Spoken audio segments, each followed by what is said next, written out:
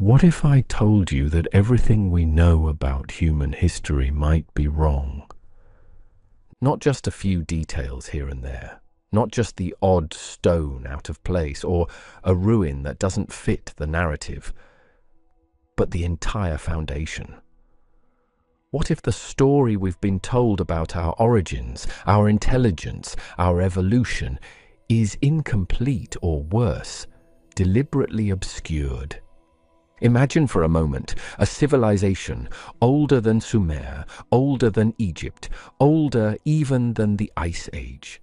A global culture with knowledge of the stars, mathematics beyond our comprehension, architectural feats that rival today's technology, and perhaps most controversially, a deeper understanding of the mind, of consciousness, and of the human spirit. But then something happened, a cataclysm, a world-ending event that swept across the globe like a divine eraser. And in its aftermath, a long, slow forgetfulness began. Ruins were buried, languages lost, knowledge silenced. Tonight we begin a journey into that forgotten world. An exploration of what might have been. We'll look at evidence hidden in plain sight, at technology that shouldn't exist, and at theories that challenge the mainstream story. We'll explore how ancient humans may have used psychedelics not as recreation, but as revelation. We'll unpack the Younger Dryas hypothesis and ask, could this have been the flood remembered in myth across every continent? We'll also examine the question no one wants to answer.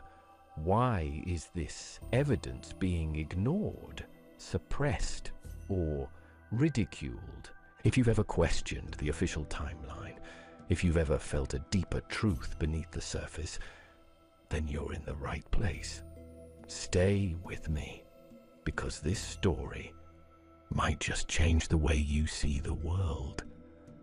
For decades, the accepted narrative has been simple.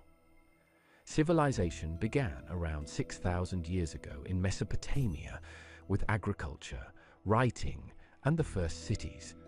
Everything before that? Hunters, gatherers, nomads wandering the wild. But cracks in this story have begun to form, and they're growing wider by the year. Sites like Göbekli Tepe in modern-day Turkey have upended our assumptions. Built over 11,000 years ago, 7,000 years before the pyramids, this megalithic temple complex was constructed by people supposedly too primitive to farm. Yet somehow they shaped and moved multi-ton stones, aligned them astronomically, and carved symbolic art that suggests an advanced spiritual or astronomical system. And it's not just Turkey. There are anomalies across the globe. Massive stonework in Peru, like at Sacsayhuaman, where blocks weighing dozens of tons are cut with such precision that not even a blade of grass can fit between them. The underwater ruins off the coast of Yonaguni, Japan, which appear to be man-made and could date back over 10,000 years. And the mysterious architecture of Pumapunku in Bolivia, where granite blocks are cut with laser-like precision, seemingly impossible for a Bronze Age culture. So who built these structures? Mainstream archaeology insists these were the works of cultures operating at the level of stone tools and tribal society. But if that's true, why do their structures rival ours in complexity? Why do oral histories across the planet speak of a time before the flood, of gods or ancestors who came from the sky, brought knowledge, then vanished? It suggests a haunting possibility that there was a world before our world, a high civilization lost to time, not entirely erased, but buried beneath layers of mud, ice and forgetfulness. Let's be clear. There are objects and structures in this world that should not exist. Take the Great Pyramid of Giza. We are told it was built in 20 years using copper tools, wooden sledges, and human labor. But the precision of its construction is mind-boggling. The base is almost perfectly level. The sides align almost perfectly with true north. The internal shafts are cut with a precision still difficult to replicate. The stone blocks, some weighing as much as 80 tons, were placed with microscopic tolerance. Or consider the Antikythera mechanism pulled from a shipwreck off the coast of Greece. This device, over 2,000 years old, is essentially an ancient computer, capable of calculating astronomical positions with incredible accuracy. For over a century, historians were baffled. How could ancient people possess such precise mechanical knowledge? There are even stranger artifacts, like the Baghdad battery, possibly capable of generating electricity, or ancient Indian texts like the Vimanas, which describe flying machines and aerial battles. Myths, perhaps. But why do so many cultures speak of technology from the gods? And here's the twist. Many of these structures show signs of being rebuilt.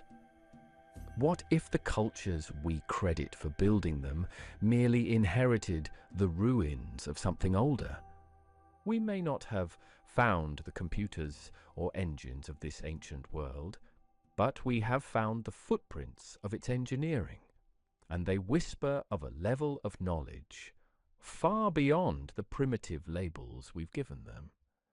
Now let's dive into something less physical, but perhaps even more profound.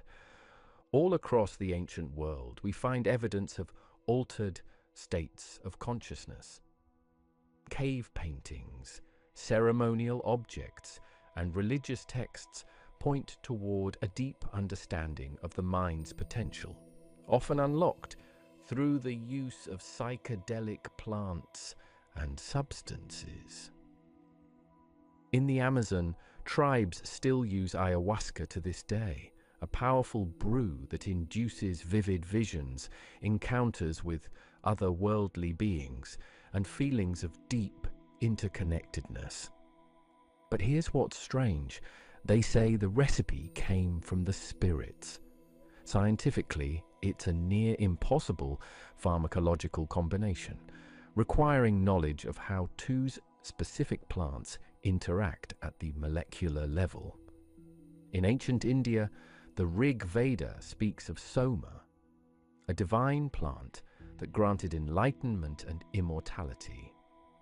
The Eleusinian mysteries in ancient Greece revolved around a secret sacrament, thought by some to contain a psychedelic compound. And in Mesoamerica, the mushroom stones and depictions of psilocybin mushrooms suggest similar practices.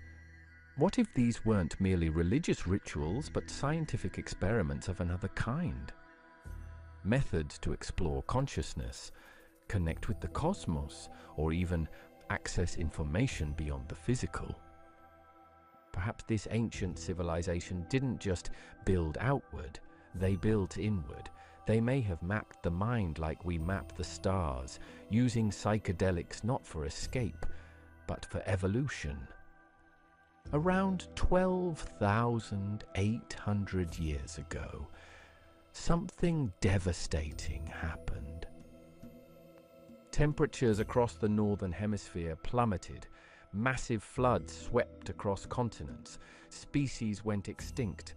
This period, known as the Younger Dryas, lasted over 1,000 years and then just as suddenly ended.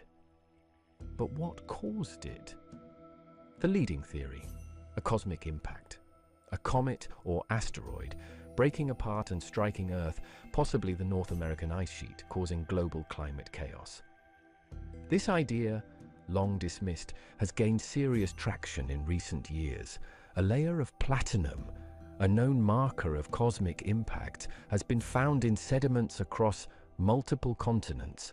Microscopic spherules, shock-melted minerals, and massive meltwater channels point to sudden, catastrophic flooding. Now connect this with the many global flood myths, from Noah in the Bible to Utnapishtim in Sumerian legend, to the Hopi stories of past worlds destroyed by water. Could these all be memories of a real event? And if there was an advanced civilization before this cataclysm, it may have been wiped clean in a geological blink. This changes everything. The story of humanity doesn't begin in Mesopotamia. It restarts there. So, where's the proof? Why aren't we talking about this in schools, in museums, in textbooks? The truth is, there is evidence, but much of it is ignored, ridiculed, or outright buried.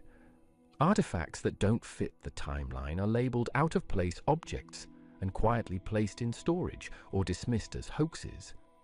Ancient maps, like the Piri Reis map, show the coast of Antarctica free of ice, centuries before it was officially discovered. How is that possible?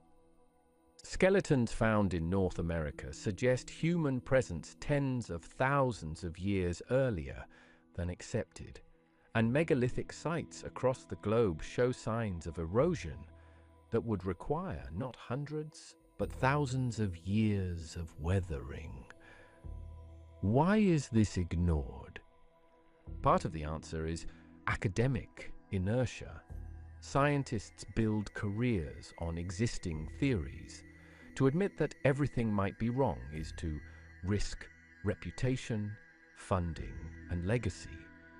And then there's the uncomfortable idea that some evidence is being actively suppressed, kept from the public by institutions or individuals with a vested interest in controlling the narrative. It sounds conspiratorial until you start looking. And then it just starts making sense. No discussion of suppressed history would be complete without mentioning Dr. Zahi Hawass, the former head of Egypt's Supreme Council of Antiquities. To many, he is the gatekeeper of ancient Egypt, charismatic, controversial, and deeply protective of the mainstream narrative. Hawass has famously blocked access to certain sites, shut down alternative researchers, and dismissed out-of-place discoveries with aggressive certainty. Critics argue he has hindered exploration of the Sphinx enclosure, where water erosion suggests it may be far older than dynastic Egypt. He has refused or limited ground-penetrating radar studies in certain pyramid sites, studies that could reveal unknown chambers. Now maybe it's simply about preserving Egypt's official history, or maybe it's about control. Because if the Sphinx is 10,000 plus years old, then everything we think we know about Egypt is wrong. Gatekeepers like Hawass don't just protect artifacts, they protect ideas. And in doing so, they might be locking away the keys to our forgotten past. We often assume that ancient people thought like us, just with fewer tools. But what if their minds work differently? An oral culture, shaped by myths, rituals, and a profound relationship with nature, may have developed ways of knowing that we no longer understand. Their intelligence may not have been mechanical, but relational, symbolic, intuitive. Their structures weren't just buildings, they were aligned with stars, with solstices, with energy lines of the earth. Their languages may have held layers of meaning, like Sanskrit, where every sound has vibrational significance.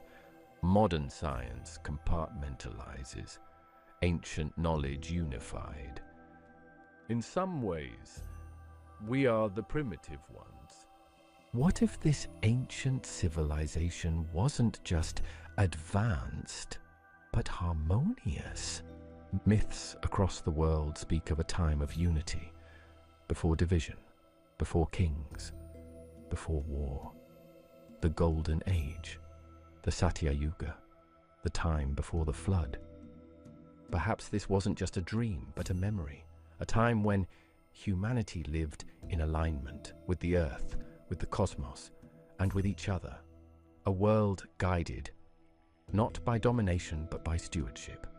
Not by fear, but by wonder. We lost something in the cataclysm. Not just stone, not just knowledge, but a way of being. The story we've been told is simple, from cave to computer, from ape to empire.